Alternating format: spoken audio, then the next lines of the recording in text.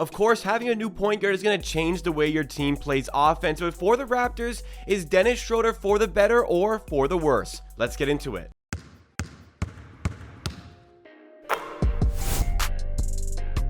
One game in the books, and it is a win for the Toronto Raptors.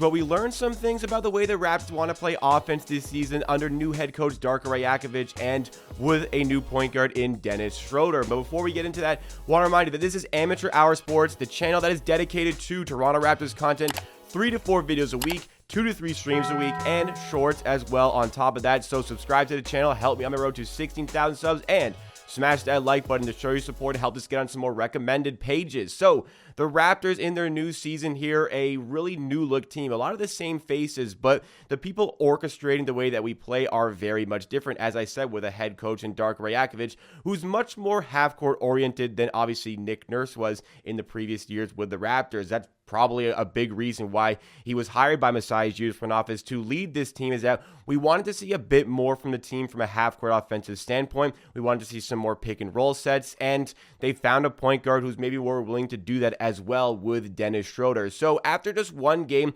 what sort of hints and what sort of insight are we going to be able to gather about the way they want to play and if that's going to be successful? Because it's going to be a sharp contrast to the way the team looked last season with Fred VanVleet in the point guard position. Having that pull-up threat in those pick-and-roll sets definitely open up space for teammates, but is Dennis Schroder finding other ways to use his teammates, even operating with a little bit less space? So the Raptors, out of the gates, they started hot against the Timberwolves, but things started to slow down as the first quarter trended on, and maybe a little bit into the start of the second quarter as well.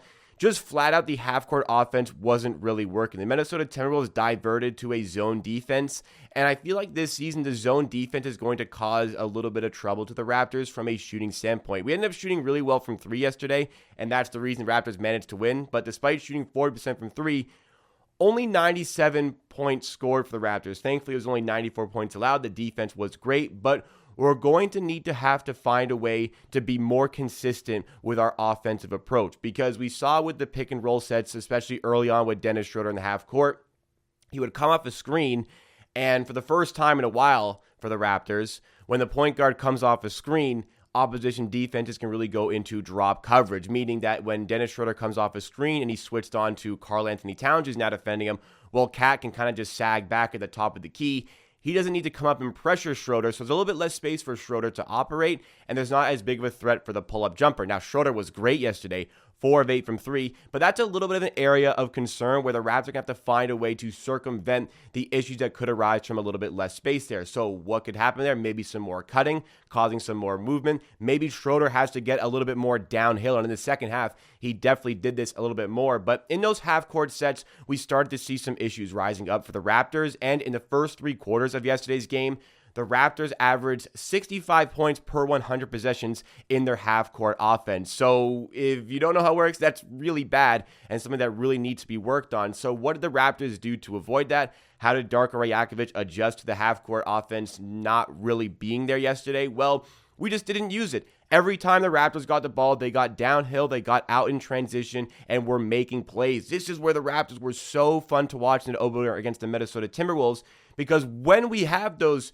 transition opportunities, we don't have to force feed a pass to Dennis Schroder to get that going. We have Dennis Schroder, if he has it, he's going to run that full court set. If it's Pascal Siakam with the ball in his hands, he wasn't great yesterday, but he has the ability to run that full court set. If it's Scottie Barnes, he more than has the ability to run the offense in a full court set. Scottie Barnes might be at his best when he's running the offense in a full court set. And having other pieces involved like OG Anunoby, who is such a talented transition player, and the Raptors consistently went small yesterday. Achiuwa was showing some great ability in those transition sets as well. The Raptors have a lot of big bodies who are super athletic, and we used that to our advantage yesterday against a very big and more lethargic, let's call it, a little bit more clumsy big players like Karl-Anthony Towns and Rudy Gobert. We used that against them because we got out in transition and the Timberwolves just flat out could not hang against us. And going small ball for the Raptors allowed us to really put pressure on a ton of shooters there. It led to very poor shooting nights for Anthony Edwards, and it led to very poor shooting night as well to Karl-Anthony Towns. We're more focused again on the offensive end for the Raptors. In those full court sets with so many weapons, with so many guys who can get out in transition and so many guys who can run the offense in transition, it's going to be incredibly difficult for other teams to deal with, and that is going to be a big plus for the Raptors. What adds on to the transition defense that works so well, we were dialed in from three yesterday. It wasn't necessarily one player in particular who was alive from three. Dennis Schroder was excellent, 4 of 8 from three. OG Anunoby was excellent, 4 of 9 from three, but other players were chipping in from a three-point standpoint as well, like Pascal Siakam, who had a really good night from three as well, and Scottie Barnes as well, even chipping in a little bit with the outside game for this team. And having those guys knocking down threes is going to be vital for the spacing because, as I said previously, the spacing is going to be a problem, especially in those half-court sets. So what's going to happen when we come up against a better team where we're not going to have as many of those transition looks? The Timberwolves missed a ton of shots yesterday, and they turned the ball over sloppily on occasion as well. That afforded us the opportunity to have those transition looks. Better teams, of course, aren't going to let that happen against us, so we're going to have to find a way here to make the half-court offense work. Of course, Darko made a point in practice last week that this is going to be a team that focuses on defense. We did. We limited them to 94 points. That's an excellent start to the season defensively, and it's a team that's going to get out in transition. 34 fast break points in the opening game of the season is amazing.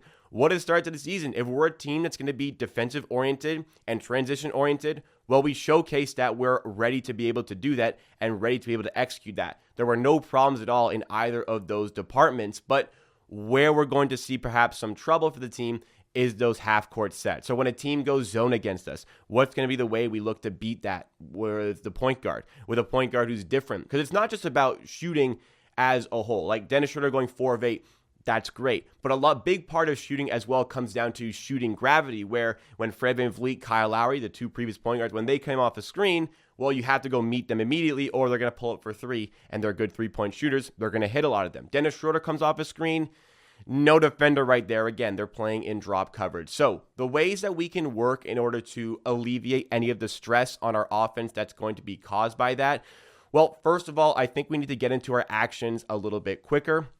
Second of all, we need to have a secondary player getting involved in the play beyond just the initial screen. Jakob Poeltl, let's say, comes up for the screen. Pascal Siakam, let's say, from yesterday, comes up for the screen on the initial check on Dennis Schroder. Dennis Schroder comes off a screen. We need more action from that point on. The next play can't just be Dennis Schroder sort of improvising. We need to have set sort of circumstances as to what the next play is going to be when Schroder comes off that screen. And we'll give Dennis Schroder a ton of credit because he was great yesterday. And especially in those moments when he had to improvise, he was able to do so effectively, keep the play going, and then make himself available for maybe late in the shot clock where he'd have a catch and shoot opportunity rather than taking that pull-up shot earlier on in the shot clock.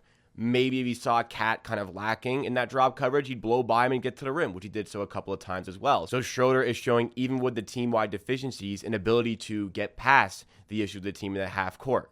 That was great, but as a whole, the team can still be better, and it'll take time. We need to adjust to Schroder's style of play. So this is something that they're going to work on, and clearly something that they noticed was problematic for the team yesterday. That's why they diverted away from using the half-court offense, and it worked to our advantage. Darko didn't have to make like the biggest sort of changes. He didn't have to make the biggest adjustments. The adjustments were kind of naturally coming to him. Focus more on transition, go small to combat the Minnesota Timberwolves. But to his credit, he made the correct decisions there. But when it comes to those better teams, what are going to be the ways in which we can alleviate that sort of stress? So Schroder, is he kind of working more within the team? Is he kind of working more within the flow of the game? You could make that case. You could make that case just from one game against the Minnesota Timberwolves, but is this going to be an improvement for the half-court offense team having a player like that, even though we sacrifice a little bit of the shooting? I think we need more evidence before we make that full claim there. But ultimately, the half-court offense was an area of issue going to the season that needed fixing. It appears as though Darko Rajakovic just doesn't really have the personnel to deploy the half-court offense that he's done so successfully in his time with Memphis and even before that with the Phoenix Suns. So it's going to be a work in progress. Obviously, it's just one game. It wasn't great from a half-court standpoint. The coaches are going to know that. The players are going to know that. So we're going to have to be creative and work around these sort of deficiencies that we just have on ourselves with the way the roster is constructed to try and get beyond that. But if we continue to use the transition game effectively, we continue to defend effectively, this can be a fun season for the Raptors, and it becomes even better when we learn how to play with a different style of point guard here that we can't rely on to attract so much attention, attract so many players to him and create extra space, we're going to have to use our playmaking and our ball IQ to beat the opposition defense and beat the opposition zone. But hey, one game in the books. It wasn't the best performance, but it was a good performance, and it got us the win, build up some momentum. What do you guys make of the way you saw Dennis Schroder play in his opening game of the season with the Raptors? Let me know your thoughts and opinions on him in the comments down below. That's all for me. Drop a like if you enjoyed. Subscribe to MHR Sports for more Raptors content. I'll see you next time for another video.